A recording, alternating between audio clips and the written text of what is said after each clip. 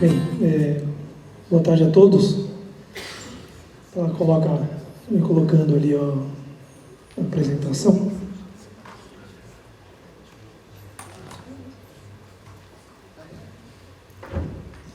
Bom, só para deixar claro, não tem prova, hein? Não vai ter prova, fica tranquilo.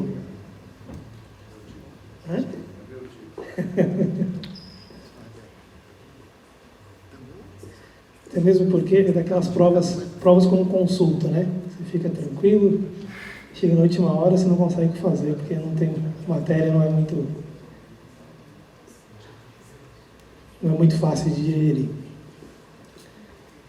Bem, primeiro eu queria saber quantas pessoas conhecem a Desenvolve SP, Desenvolve São Paulo? Cerca de uma pessoa. Parabéns. Bem, Desenvolve São Paulo é uma agência de fomento do governo do estado. O pessoal faz uma associação muito com o BNDES, né? O BNDES é uma agência de desenvolvimento do governo federal e São Paulo criou a agência de desenvolvimento do governo do estado. Então, somos um banco, um braço financeiro para financiar a gente atua tanto com prefeituras, financiando municípios, quanto o setor privado em duas linhas de financiamento. Uma de linha de financiamento propriamente dito e outra de fundos de participação. Então, a Desenvolve São Paulo, ela atua com alguns fundos de participação, também financiamentos, e financia também municípios. Esse é o grande foco. A agência, ela atua, é uma agência do governo do estado, atua com o Banco de Desenvolvimento. A agência ela foi fundada em 2009, iniciou as atividades em 2009, com a venda do banco Nossa Caixa, nosso banco, para o Banco do Brasil. A venda ocorreu por 5 bilhões de reais e 1 bilhão de reais foi aportado na agência de desenvolvimento para iniciar as atividades com esse foco que eu comentei há pouco. Então, qual que é o público-alvo? Então, fundos de participação, então é aquela questão de entrada de equity, compra de cotas da empresa e virando sócio da empresa, né? Então, a Desenvolve não atua diretamente nisso, ela investe em fundos de participação e esses fundos de participação que tem o gestor seleciona projetos para serem investidos de acordo com um critério determinado. Então, a Desenvolve nunca investe sozinha nesses fundos, sempre tem parcerias de investimento ali. E para financiamento do setor privado, nós atuamos hoje, como eu citei, nós temos uma linha de capital próprio, com recursos de capital próprio de até 1 bilhão de reais para atuar, mas seguimos regras do Banco Central e o Banco Central nos permite que nós alavanquemos até 7 bilhões de reais em financiamento como repassadores. Tá? Então, isso a gente trabalha hoje com repasses do BNDES e até uma questão, linha de capital próprio, a gente só atua com empresas com até 300 milhões de faturamento anual. Linhas de repasse do BNDES, depende da política do BNDES, tem algumas oscilações ali, e linhas de repasse do FINEP. Faz cerca de uns 2 a 3 anos, a FINEP descentralizou as linhas de endividamento delas, linhas de financiamento, em que projetos de pequeno porte fossem feitos por agentes repassadores, né?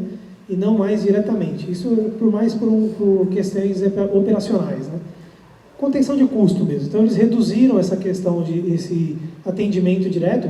Uma empresa, antigamente, precisava fazer um projeto que é orçado em, sei lá, 500 mil reais, ia direto à FINEP, pleitear diretamente esse financiamento. Então, assim, tinha uma questão operacional para a FINEP, tinha um custo muito alto. Então, eles acharam por bem seguir os parâmetros em que acontece com o próprio BNDES e descentralizar a operação.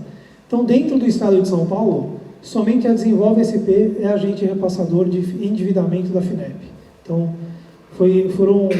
na verdade, não só no estado de São Paulo, a FINEP repassou isso para as agências de fomento dos outros estados também. E por que as agências de fomento? Até por questão, como tem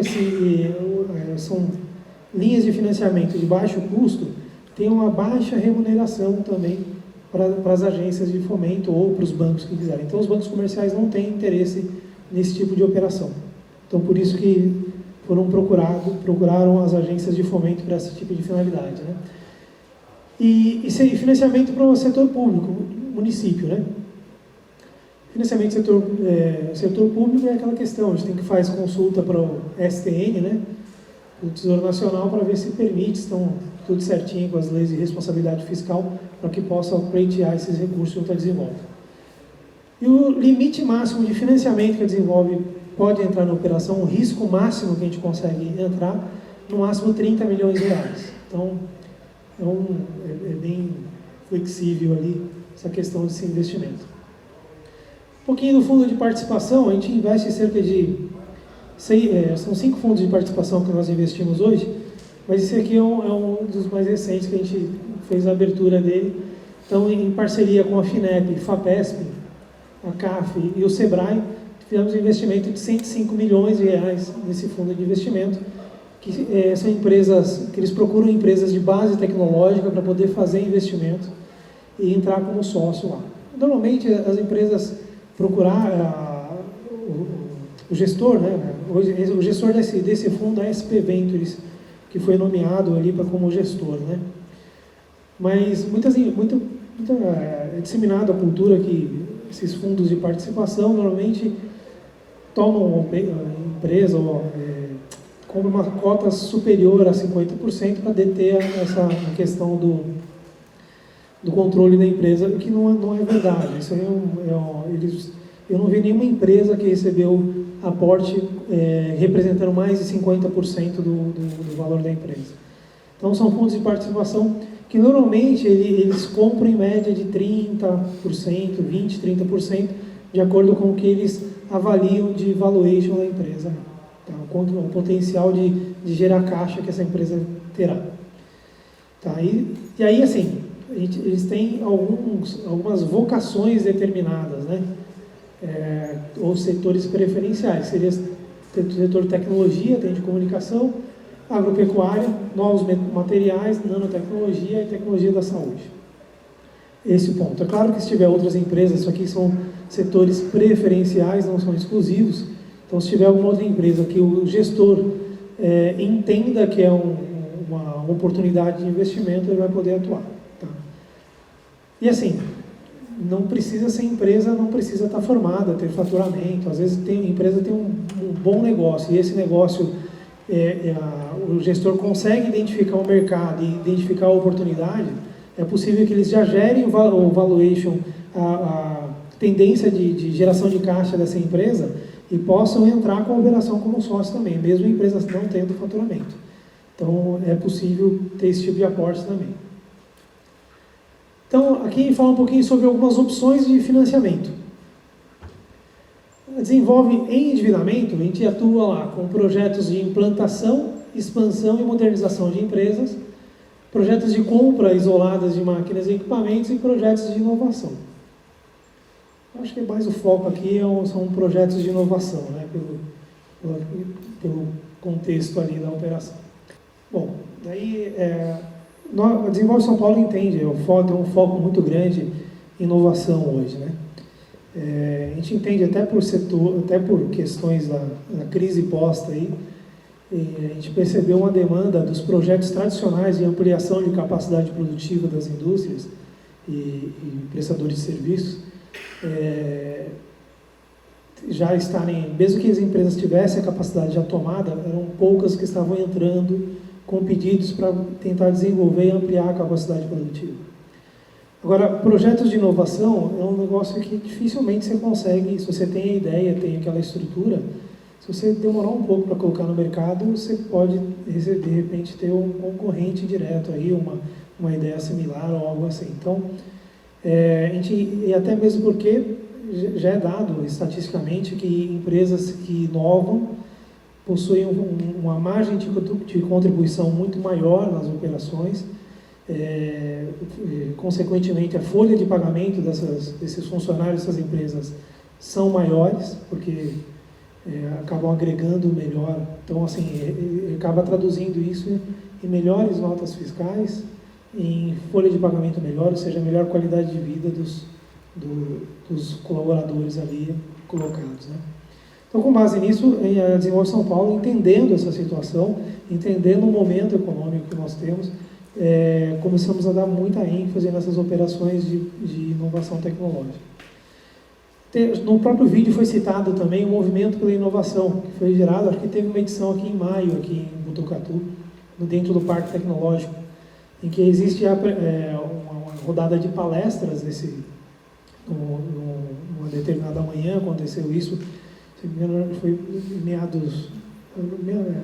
por volta do dia 13 de maio, aproximadamente, 13 e 14 de maio. E teve uma rodada de palestras em que estavam palestrando ali FAPESP, FINEP, Desenvolve São Paulo, o Fundo de Participação, a SP Venture estava presente, fazendo a apresentação, o IEL, o SESI e Senai estava presente também, com as suas subvenções ali, seus aportes. Então tem todos os principais agências de fomento disponíveis ou atuantes nesse segmento de inovação, disponíveis para fazer algum tipo de aporte, algum tipo de subvenção. Então, assim, claro que nem todas, dentro do possível, estavam lá expondo seus produtos ali, a sua situação, né?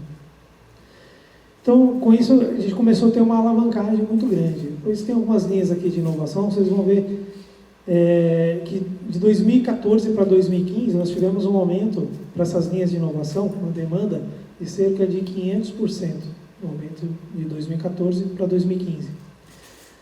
E comparando o semestre de 2015 para 2016, já representou cerca de 70% de aumento de desembolsos focados em inovação. Então, assim, são linhas que são bastante procuradas, porque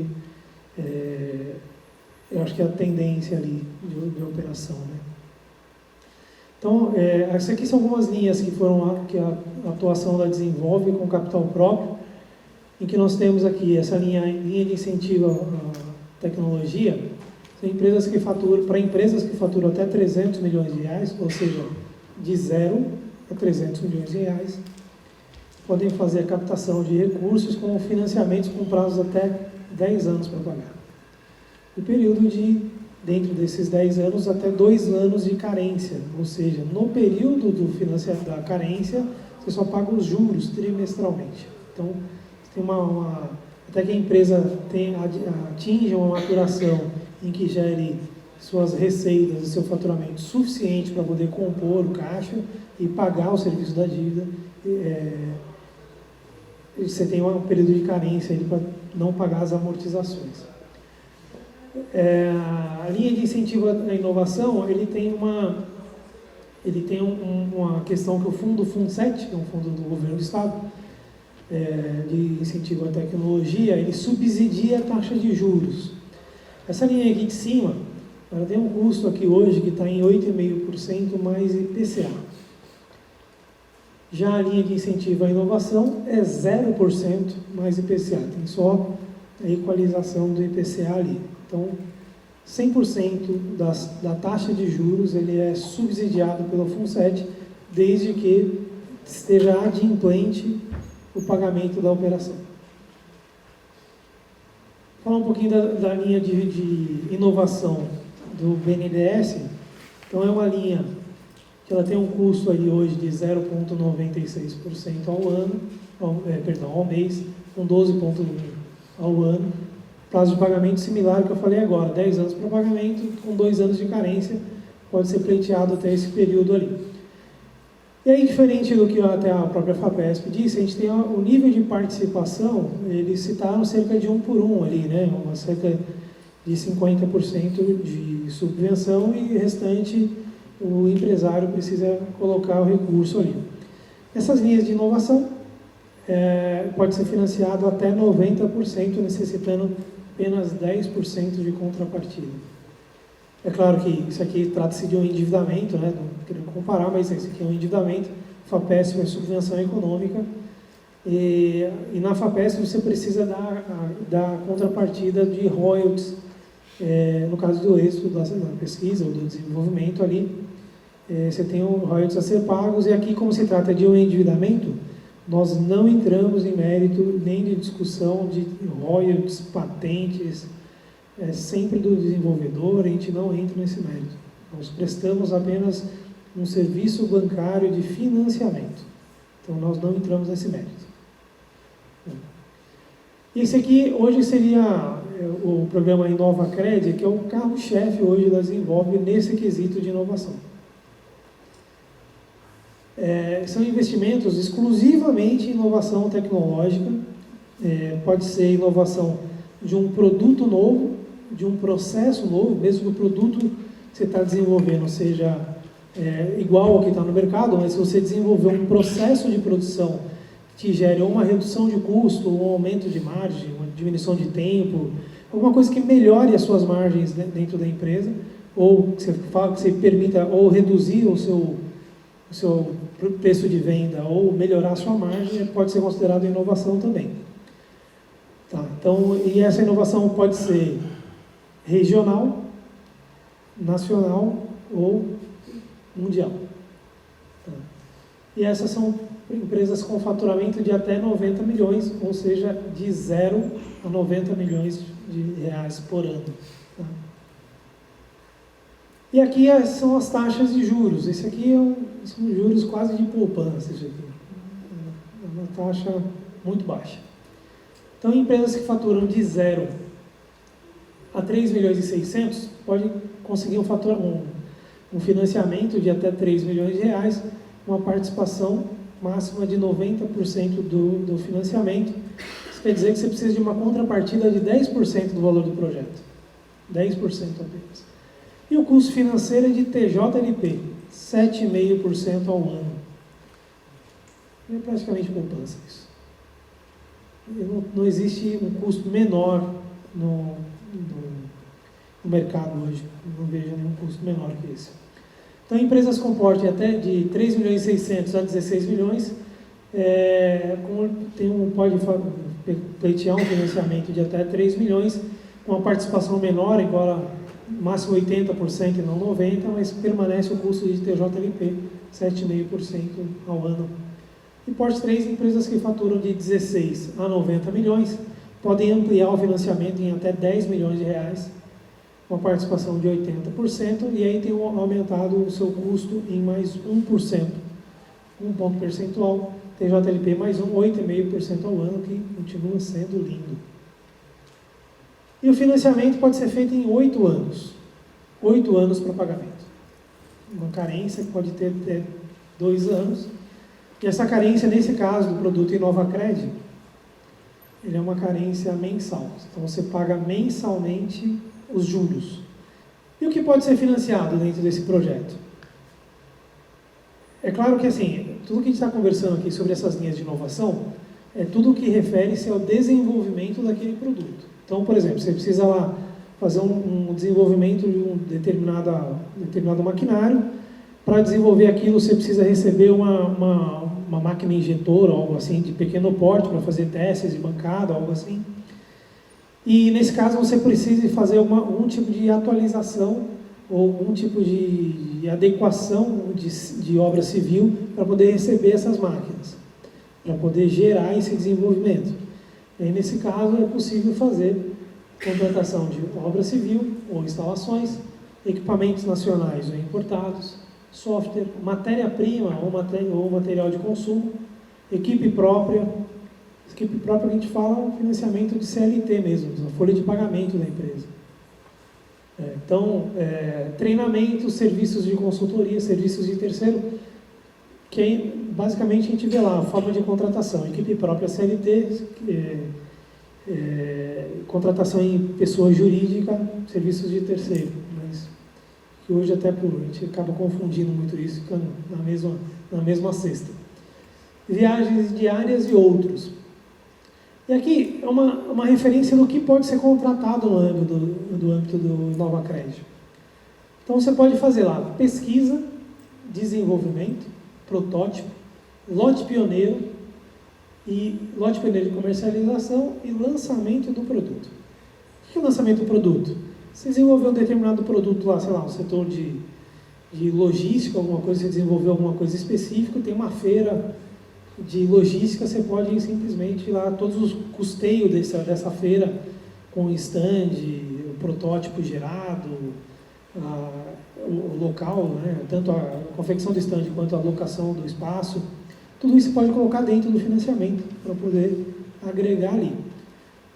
Pesquisa, então o desenvolvimento de pesquisa, a gente está falando da folha de pagamento mesmo, o cara que está ali na CLT, o pesquisador que está ali, o engenheiro que está desenvolvendo aquele projeto, e pode entrar dentro desse projeto como no contexto de financiamento. Ou até mesmo a transferência de tecnologia. De repente você viu lá, identificou em determinado país, aí tem uma tecnologia muito desenvolvida que não tem aqui no país, você queira trazer essa tecnologia para cá, é possível você colocar dentro do projeto, desde o pagamento dessa transferência de tecnologia, as adequações necessárias para poder receber essa tecnologia, toda a estruturação para que você possa gerar essa inovação e ser implementada aqui dentro do país. E aí, vou falar um pouquinho sobre garantias, né? Como se trata de um endividamento, esse é um problema muito enraizado no setor financeiro hoje. Hoje não, na verdade, isso já faz tempo, né? Garantias de operação. Então, a gente tem aqui, o que pode ser ofertado em garantia de operação ali.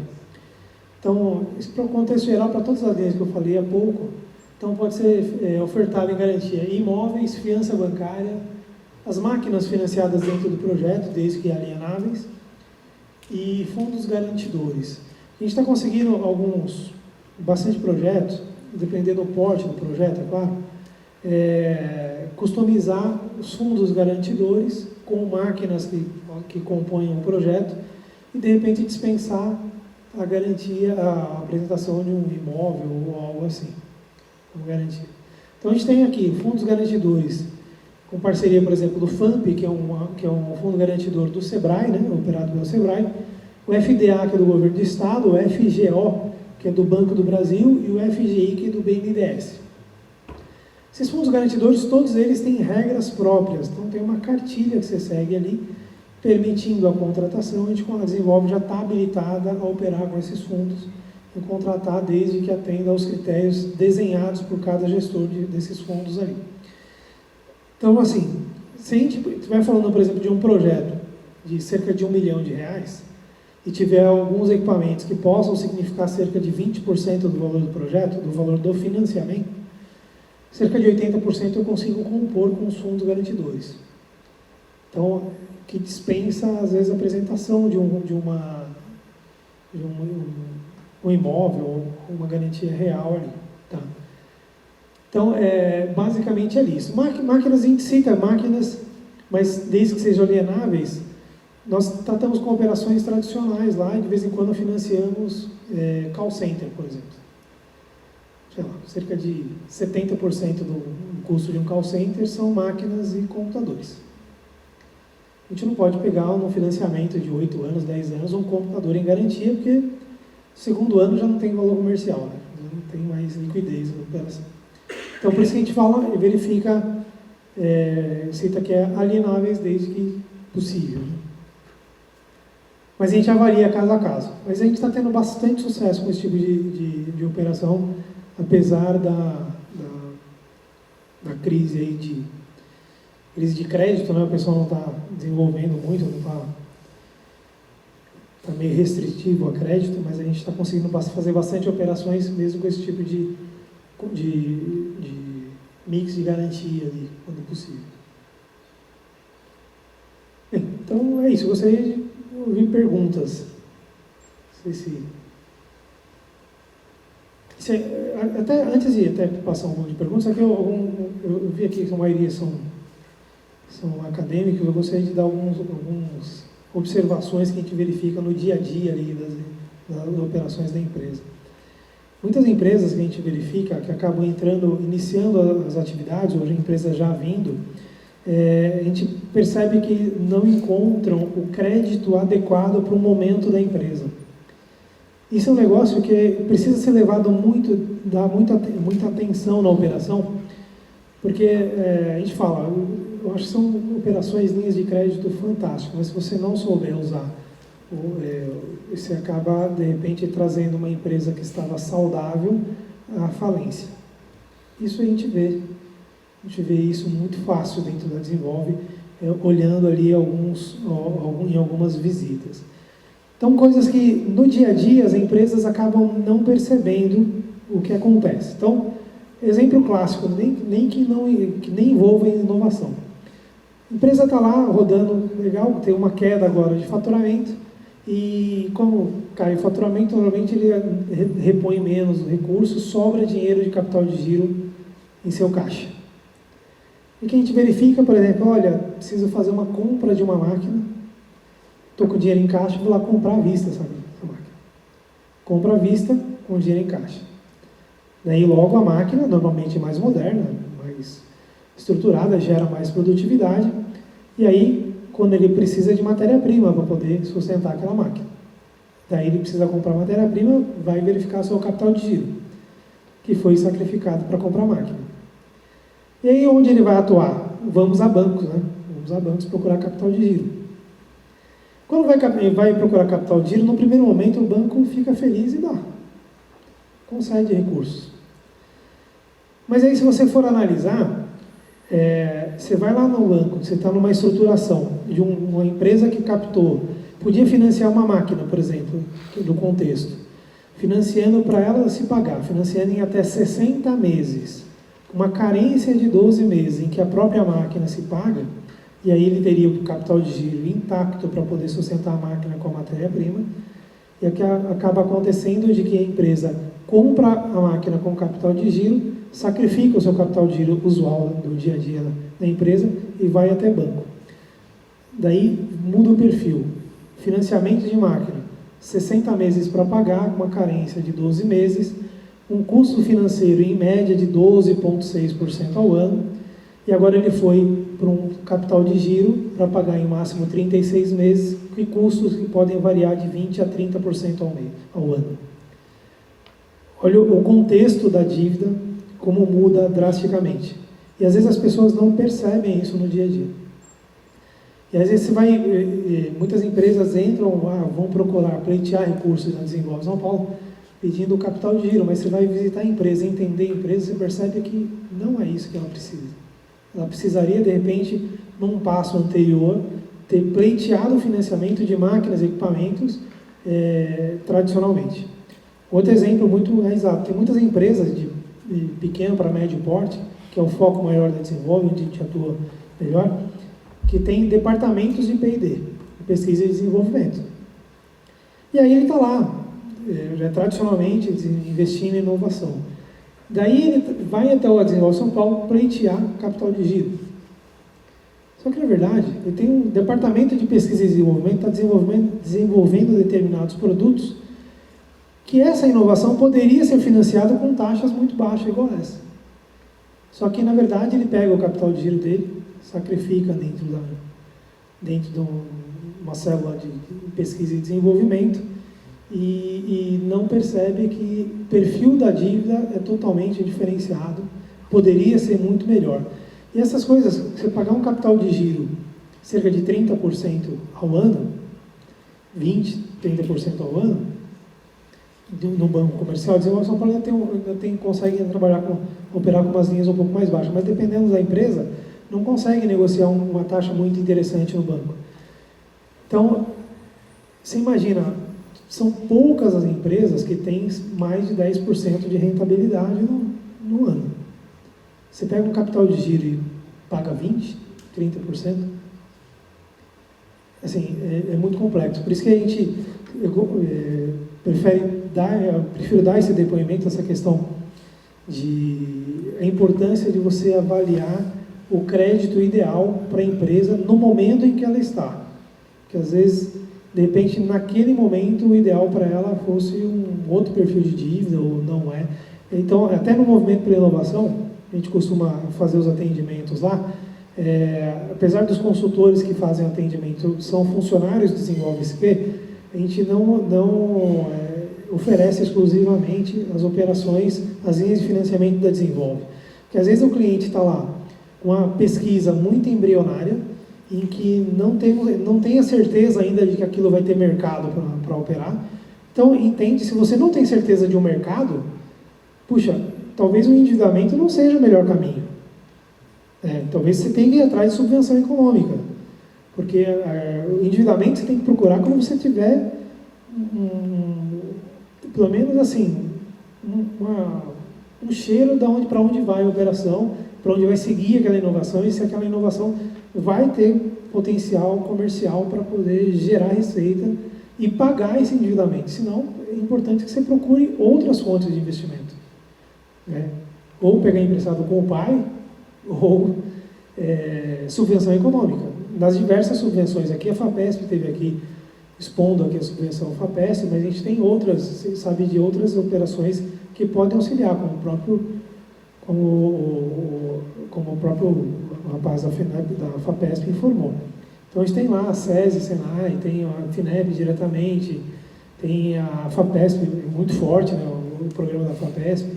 Então a gente tem alguns outros, o SEBRAE tem também alguns editais de subvenção. Então é importante você sempre procurar a fonte de recurso adequada.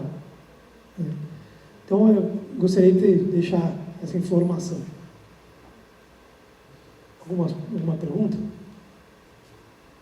Bom, gostaria de agradecer a palestra do senhor Mauro Miranda, do Desenvolve São Paulo, e aí abrir a palavra para quem quiser fazer alguma pergunta.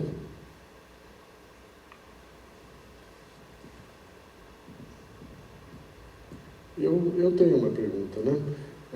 Enfim, eu vou colocar de uma forma bastante simples, mas se eu sou empreendedor, vou lá a pleitear recursos da Desenvolve São Paulo, tenho as garantias, né? Tenho o meu compromisso de pagamento em 8 anos, se eu não me equivoquei, com 2 anos de carência, mas se a minha inovação no meio do caminho não dá certo, o que acontece? Eu tenho que, enfim, a agência executa as garantias ou existe alguma coisa meio do fundo perdido, alguma coisa nesse sentido? Na verdade, ele vai um pouco na linha que a gente estava conversando há pouco. Normalmente, o pessoal que procura endividamento, até nós vamos orientando esse tipo de coisa. Ele já tem que ter um perfil ali um pouco mais relacionados ao comercial, né? Então, você tem que ter um foco ali chegando um pouco mais para o comercial para poder justificar você ir para o endividamento. Que nós somos regulamentados pelo Banco Central e tratamos a operação como um endividamento, só que, claro, com taxas de juros muito mais baixas que o banco comercial e um prazo muito mais alongado do que no banco comercial tradicional para fazer. Então, a gente mesmo, quando percebe que a estrutura da operação ele não consegue ser entendível, que pode ter um risco muito alto de não dar inovação, a inovação não dar certo, a gente mesmo acaba orientando, olha, talvez o perfil de endividamento não seja o adequado. A gente acaba desenvolvendo. Mas vamos dizer que você consiga fazer a operação, tocamos a operação e aconteça algum problema que você não consiga finalizar, ou acaba não dando certo, ou mesmo que finalize, mas não dê certo comercialmente, alguma operação. Aí a gente atua como banco tradicional. Claro que a gente vai tentar conversar, negociar, mas acaba acontecendo de ter um tipo de execução, algo assim.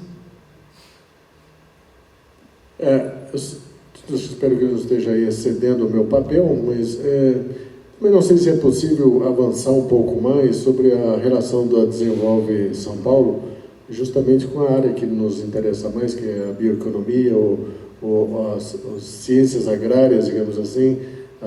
O que o senhor sente assim, de maior interesse, tendência de inovação nessa área agropecuária e biotecnologia, por exemplo? Olha, eu tenho, inclusive nessa linha do InovaCred que eu citei há pouco, nós temos dois projetos muito bem sucedidos nesse setor, na área de bioeconomia. A gente tem ali, acho que até um case bastante, saiu na Pequenas Empresas e Grandes Negócios, teve agora uma reportagem na revista Exame, que é a Promip, aqui de Engenheiro Coelho, que é a próxima ali a Piracicaba, que eles fazem, o foco deles é fazer ácaro-predadores, para combater predadores ali, processo super desenvolvido, e tivemos grande sucesso na operação. Então, por esse foco de inovação tecnológica, temos outros feito também processo similar ali com fungos predadores também, outra empresa com fungos específicos para atender o setor de soja e cana, de grande volume. Então, assim, nós temos ali vários processos de inovação nesse foco, focado nesse tipo de atuação e com grande sucesso.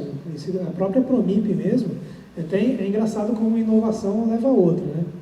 Então, eles começaram a desenvolver esse tipo de ácaro, e a produção deles, por exemplo, um produto que está no mercado já, né? Uma produção deles na lavoura de morango, por exemplo, o ácaro que eles utilizam e desenvolveram para poder atuar no morango, não precisa de utilização de agrotóxico na cultura de morango, utilizando esses ácaros apenas. E aí faz com que o ciclo de produção do morango seja quase que contínuo, porque o defensivo agrícola acaba meio que apodrecendo a planta no decorrer da sua aplicação ali, e acaba, claro, além de criar muito agrotóxico dentro da fruta em si, mas além de não ter o agrotóxico, ela consegue não apodrecer a planta e ter um ciclo quase que contínuo ali de produção. Que o negócio é muito interessante. Mas até assim, eles começaram a fazer a aplicação disso e começaram a procurar predadores naturais para eles poderem fazer a aplicação e os testes, né? Então eles pegavam lá o predador, colocavam 2 predadores, aplicavam o defensivo agrícola e o outro aplicava o ácaro ali que eles desenvolveram, ou eles estavam cultivando ali. Eles perceberam que não tinha uma lógica de ciclo de vida dos predadores, daqueles predadores em si. Daí eles perceberam que, na verdade, eles iam na natureza e coletavam esses predadores, e esses predadores estavam no início da vida, outros estavam no final da vida, e então não tinha uma sequência ali, uma estruturação que permitisse uma confiabilidade nos resultados. O que eles começaram a fazer? Criaram um laboratório para poder produzir esses predadores.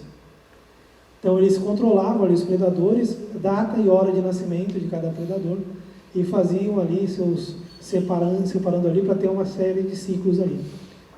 E isso virou uma das fontes de renda da empresa, que muitas empresas que fazem testes acabavam comprando esses predadores também. Virou uma outra fonte de renda, de uma outra inovação, partindo de um projeto, foi criando outros pontos de análise. Achei muito interessante essa estruturação deles. Mas gerou bons negócios no setor.